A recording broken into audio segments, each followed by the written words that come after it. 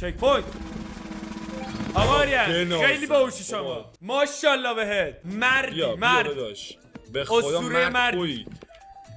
یه خونی از خون آقا تختی تو رگاته.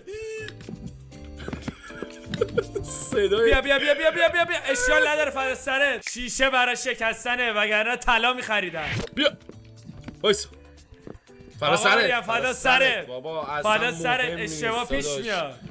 همیشه هست. خطا مهم اینه که شما انقدر باهوشی تا اینجا شما اومدی. من نوکر سگ پدر بدخواتم. بیشرف چرا گوسفند احمق این بعد دیگه گوساله بدخوای من نباید که نوکر سگ پدرش باشی. عجب فوش بدی بدخوای من تو بدخوای همین خوبه. اون موقع کی میخواد در بیاد؟ آخه میدونی چون من باشگاه میرم کاری نداره در آوردنش. چی در نیاری؟ چم در نیارم. تو منم. بیا پسر. خب الان نما بکنیم.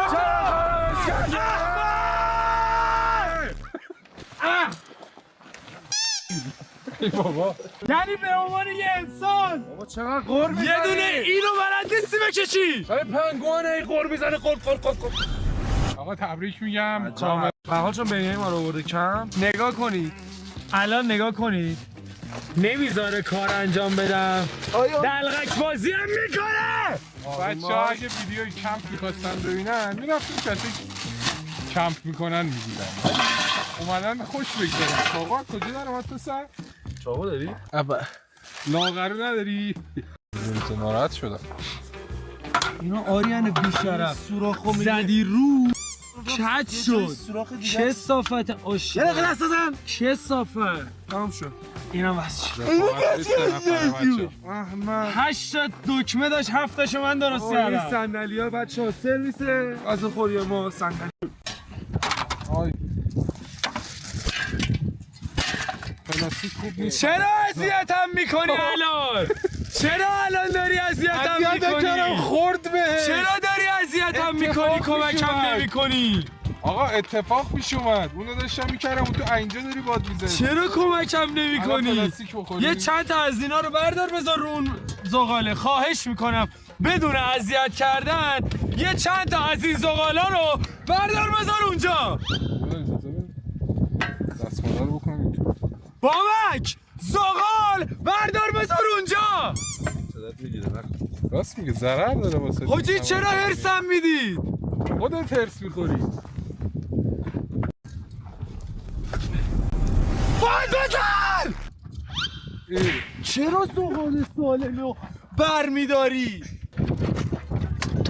گرفت بالاخره گرفت.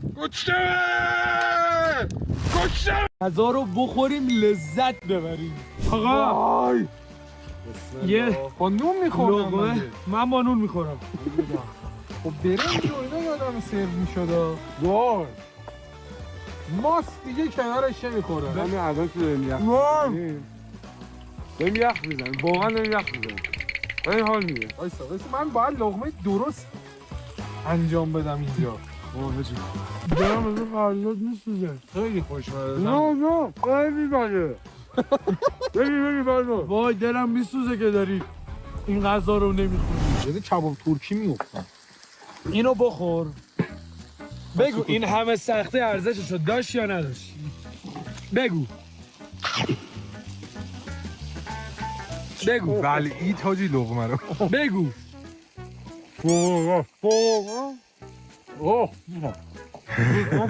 جدن مزه مگان فاکس میده. ای بابا ای داره میگه. به غذا از 1 تا 10 جدا چند میذارین؟